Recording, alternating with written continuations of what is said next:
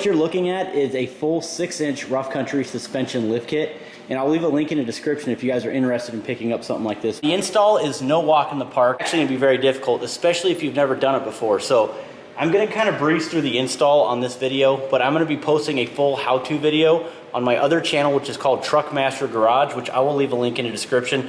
Make sure you guys subscribe, especially if you have a Chevy, Dodge, or Ford pickup truck and you're watching my video right now and you haven't subscribed to any of my channels. Make sure you guys hit that subscribe button. It's very important because I do a lot of how-to videos, a lot of reviews on products, and a lot of stuff that may save you a lot of money if you decide to tackle this on your own. Like I said, I'm just gonna breeze through the install and show you guys why this may be a little difficult, but definitely possible. So let's get to it, guys. Stay tuned.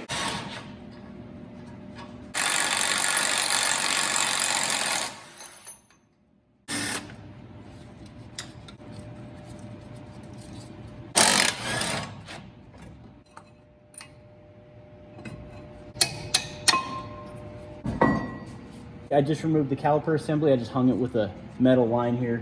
The rotor as well. And then we're gonna go ahead and remove these little stabilizer links really quick. 15 mil.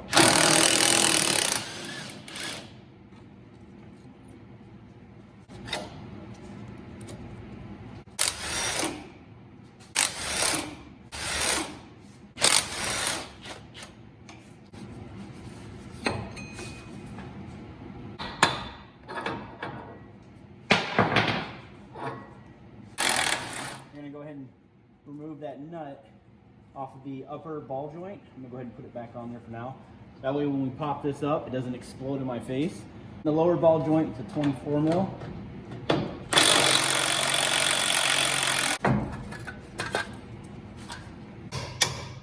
So this part can get a little sketch. What I'm doing is I'm wedging a pry in there and I'm hitting in. So the larger the diameter going in, the more it's gonna put pressure on this upper control arm. And once that happens, it's just gonna pop up. So watch your face, watch your hands. Be careful on this one.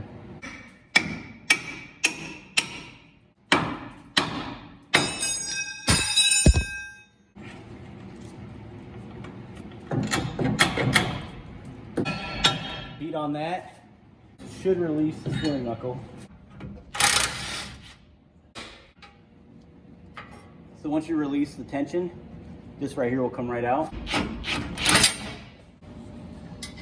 This torsion key is actually rust seized welded to this torsion bar. This truck has a lot of miles on it and it's old.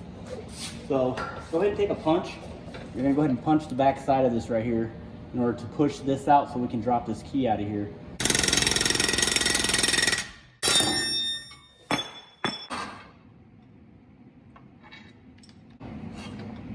So now we're in the process of removing our front differential. So basically any nut and bolt that's connected to the truck, just go ahead and remove it like you have one right here, nut and bolt. Come on over here to the passenger side. You have two right here. You got one there and you got one on the other side. On the driver's side, you have one right here through this bushing as well. So go ahead and start working on that. Of course, everything's freed up. Sensors are removed, vent plugs are removed. So you shouldn't be able to get caught up on anything. What we're gonna go ahead and do now, guys, just to make this a little bit easier to remove it, since we have to cut this off anyways, that's what we're gonna do. So I'm gonna go ahead and just cut this entire bracket off, which, as you guys can see, just take an angle grinder, start cutting away, guys.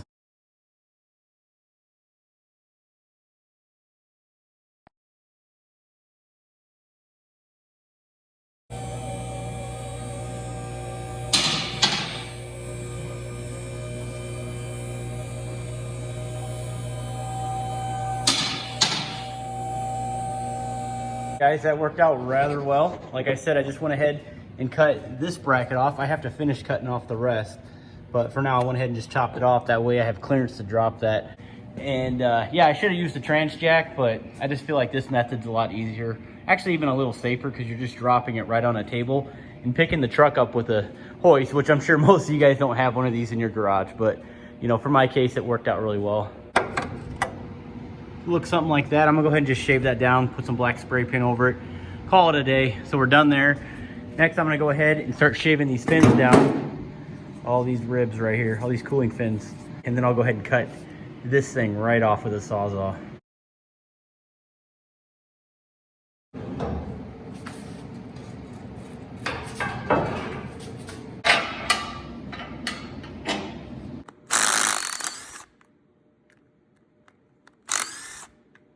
And as you can see, it lines up perfectly. So just reinstall those bolts and you should be good to go.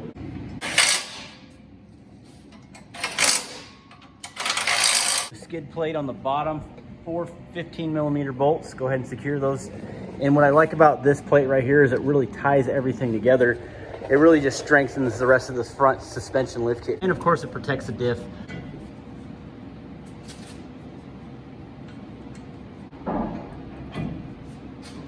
I already finished everything up. One thing that's kind of important, make sure that brake hose is behind the steering knuckle, okay? Still gotta button this stuff up here, but that's kind of how that would look right there. You have a lift kit, make sure that your tie rod is faced downward in this direction instead of the opposite direction. So that'll be up high. And then this is your sway bar link. Just so you have an idea, guys, when you install this stuff, that's what it's supposed to look like. I was thinking about it. I've always wanted a squatted truck, so I'm actually not gonna install the rear lift blocks. I'm just gonna leave it that way. That way the front end sits up 6 inches and that sits back there. So I really wanted a squatted truck, so I thought this would be a good idea. Don't mess with the back end, it makes my life a lot easier. I'm just kidding, guys. Let's go ahead and get these blocks on there.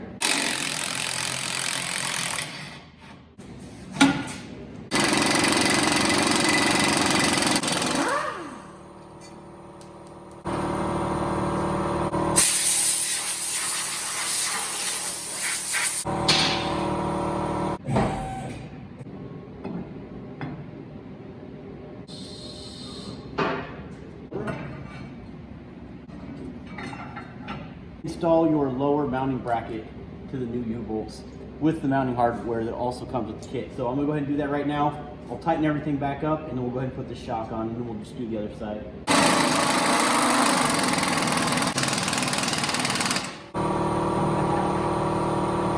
I always get my bolt ready. Sometimes I can do this in one shot, but these always come loaded with the strap connected to it, so you have to cut it and then it just retracts. I always like to cut it and then try to line it up really quick and get this thing in there. So we'll see if we can do it.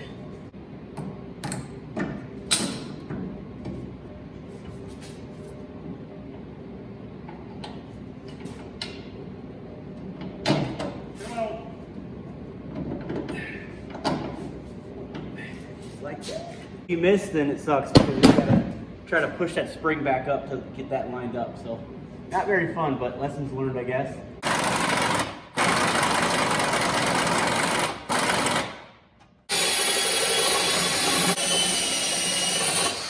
So when I'm drilling holes in frames, I actually really like to use the step bit drill bits. Makes things a lot easier. Of course, you do have to drill a small pilot hole just to get it started, but it makes life so much easier. But there we go, guys. A little off there, but it's okay because the bolt is actually not that wide. I already test fit these. And of course, underneath here. So I did it on both sides. We're good to go. I'll go ahead and bolt this stuff up.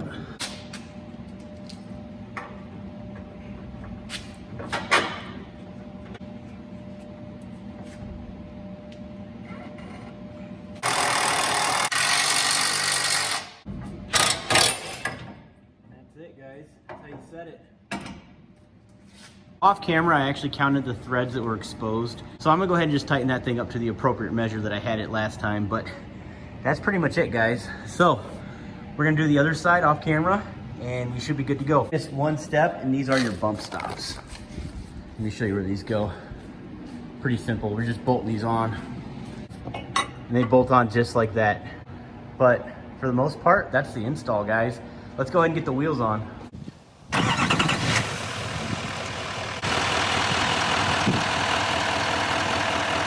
All right, guys, so it's the very next morning. I'm gonna go ahead and make this video just a little more interesting instead of just installing a boring lift kit on a truck. We're gonna go ahead and head to my buddy's shop. His name is Jake. He owns a shop in Chesaning, Michigan. It's called Four Wheel Buy. And I'm gonna go ahead and have those guys mount and balance these wheels and tires. But this is what kept me up all night last night. Let me show you. As you guys can see, the lift kit is completely done. It looks spectacular, by the way. I'm really glad that we were able to get this thing powder coated. It just looks absolutely beautiful. People give Rough Country a bad name, but I've never had a problem with them, and I liked that they're an American company. This is what kept me up all night last night, which is a good problem. I think I'm blessed to be thinking about stuff like this, you know. What's my biggest problem here? But the dilemma that I'm in is the fact that, okay, first of all, guys, these Anthem rims need to go back on the Wife Max. These Anthem equalizers. They're 33s. They look beautiful on this truck. But I was really thinking about, and I still am very, very much considering going chrome wheels. So months ago, I went ahead and purchased a set from customoffsets.com. These are Vision Silvers. Right here are 22 by 10s, -51 offsets. They're beautiful, man. They look so nice. And the original reason why I purchased these is because I wanted to put them on this truck right here, because I want the red LMM Duramax Silverado with the chrome wheels. Only because my very first Duramax, a lot of you guys know this story, was an 07.5 Chevy Silverado. Long story short on this is that I had to go ahead and just get rid of the truck because I couldn't afford the payment and send the kids to the Christian school. But that was in 2010, so years later, I got the truck that I've always wanted right here. It's that truck right there, man. And I almost feel like I got it back. But what makes this significant is that truck that I got back in 2010 had a 6-inch lift kit on it, and it also had 35-inch wheels and tires. Those rims were chrome. So we're fast forwarding years later. I think this is kind of cool. It's kind of cool, man. It really is. I purchased this truck for well under 20 grand. So, and I used cash. So it's my truck. I own it. It's mine. Different vehicle though. But here we go, guys. That was years ago. I have a set of Versa tires, 35s. These are 35-inch tires, just like the old school truck that I had. And that old truck that I had chrome wheels on it. So it's kind of a special moment for me, man. Seriously, it's kind of emotional in a weird way. I don't know, guys. Maybe I'm not making a lot of sense to you. I'm not sure. But to me, it's kind of special. So what kept me up last night, I was thinking about it. Should I put black rims on this red truck, or should I put chrome rims on this red truck? After thinking about where I came from, I think this is where we need to be, guys.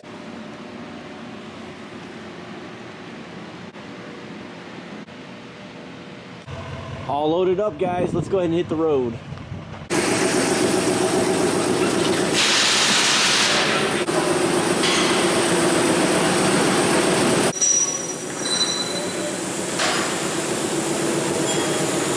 Okay, so I made it to 4-wheel buy here in Chesaning, Michigan.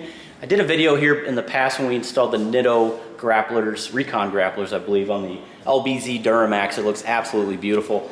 So I'm here not only to get the tires mounted and balanced, as you guys just saw there, but I'm also here to order a set of rims for either the Dodge Cummins, the one that I have in the garage, the dump bed, or the mystery truck that I just purchased, which I'll talk to you guys about here soon. But anyways, let me show you sort of the dilemma that I'm in. And for some reason, I'm kind of a sucker for the wheels that I just bought, the Visions. I know they're not the best looking rims. For example, like at this shop that I'm at right now, they sell the KG1 forged wheels, man. I mean, they're pricey, but they're beautiful. I just want to make it tasteful and make it look nice. So as you can see here on the computer, we have a couple selections that Jake just pulled up for me. We have the 360 silvers, which I already have, and then we have the Spiders, the 361s. They both look pretty identical. I do want to go chrome on this, but this does have a lot more spokes and it's in stock. I think it'll look really nice. I already have the tires in the garage, so I'm gonna go ahead and pick these right now. Let me know in the comments what you think. Do you like Spiders or the silvers? Which ones do you think look the best?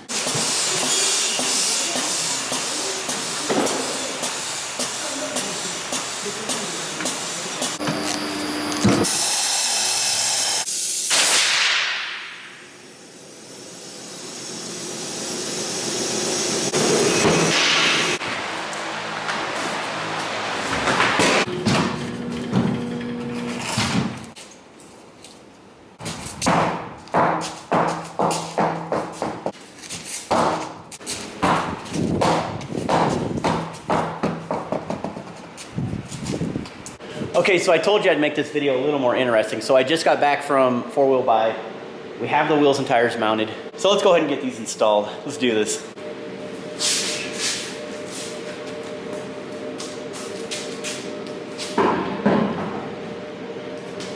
Look at that. It's amazing how much wheels and tires change the look of everything, especially with this lift kit on there.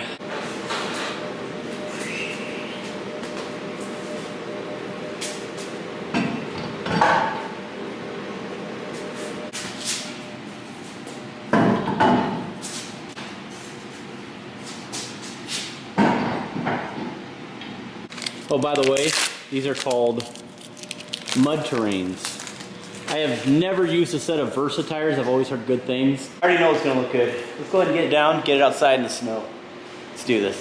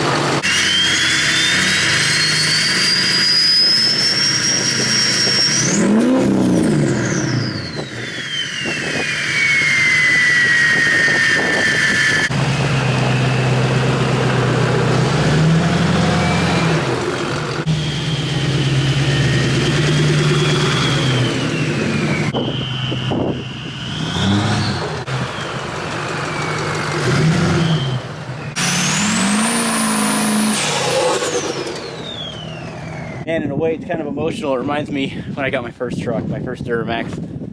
Red truck, chrome rims, lift kit. It's really neat. And it's way better than the last truck that I had. It's fully done, man. I mean, head studs, Ryan's diesel service turbo, the works, man. HSP kit, rough country lift kit with the bumper. It really just ties everything together. Not too wild of an offset.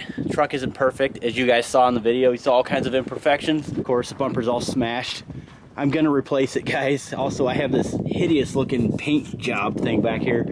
To be honest, I'm actually gonna turn this in. I have a professional paint shop go ahead and fix that for me. And you know, I just have a lot of freshening up to do. Of course, the truck's dirty, there's mud on it, so it's not perfect by no means, but it looks really good. The fitment on the rough country lift kit wasn't too bad whatsoever. Everything lined up really nice. But I want you guys to do me a favor, hit that subscribe button. Thank you guys so much for stopping by. Let me know in the comments what you think. I'm thinking it's gonna be a hard truck to get rid of if I ever decide to. But I still got love for my LBZ Duramax, even though it's covered in snow. But hey, that's it, guys. Thank you so much for watching till the end. You guys are absolutely awesome. We'll see you on the next one. Stay tuned.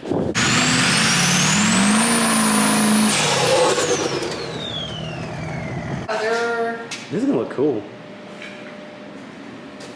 I say we just put some cool tires on the GMC wheels and just send it. No, they're the same height. Oh. They're definitely the same height. Yeah, go ahead and roll right up to it. See? Same height. Well. 33s. Mine have way better tread. And here. Yep, just kind of hold it there. Hey, got a little view of what chrome might look like, right?